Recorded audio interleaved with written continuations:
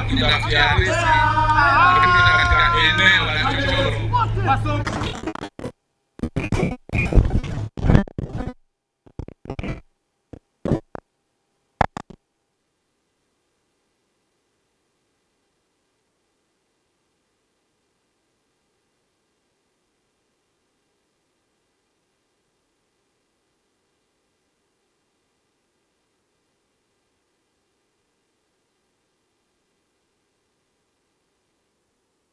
Mkuu wa mkoa ulikuja hapa leo.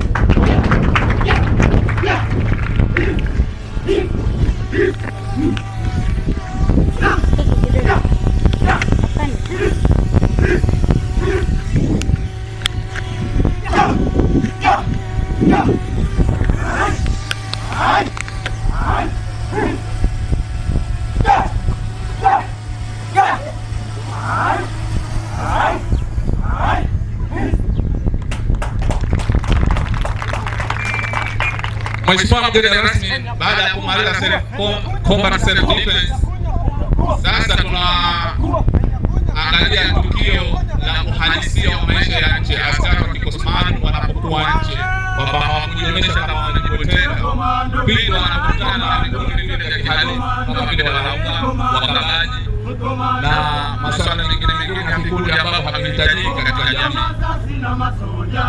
Mheshimiwa, katika onyesho hili kama tunavyoona vijana wanajadili namna ya kupata pesa au kupata mahitaji yao, lakini hawana pa kupata mahitaji mpaka wakale.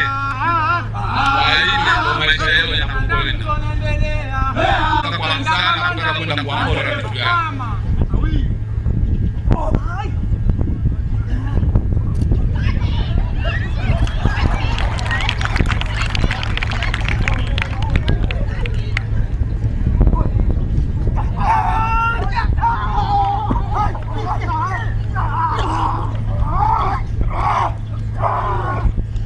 Mheshimiwa mgeni rasmi hapo analiza wote na kwa morali akaonyesha kama mimi ninaweza.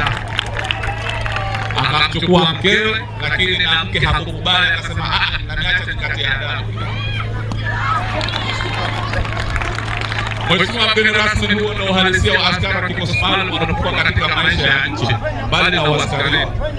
Mheshimiwa mgeni rasmi, vile vile baada ya onyesho hilo tutaonyesha tukio lingine la kata ambayo ni kata self defense, ambapo tunapokwenda katika shughuli zetu za magereza ambao walikuwa. Hiyo ni breakfast ambao ni morali, wanaonyesha kwamba namna gani miili yao ilipojengeka katika mazoezi yao. Hayo yote ni matunda ya afande kamishna na kiongozi wetu afande SSP Hafiz Haji Mcha kuiwezesha mambo ya nchi yetu.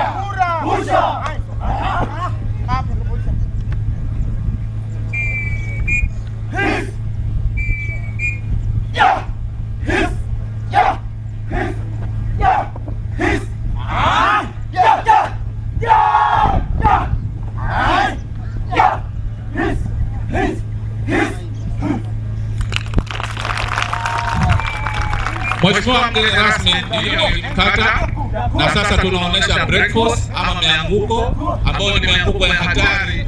Usije ukamruhusu au ukamjaribu ndugu yako au mwanangu kuweza kuja kuifanya kitendo hivi vinavyofanywa hapa, ni hatari. Usije ukaiga. Hapo wanaonesha namna gani miili yao mazoezi wanayofanya, jinsi walivyojengeka miili yao katika masuala ya mbalimbali.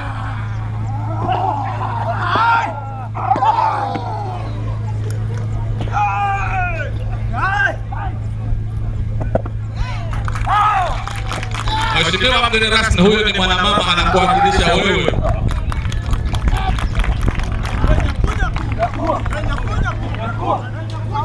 Bado tunaendelea na kuonesha breakfast.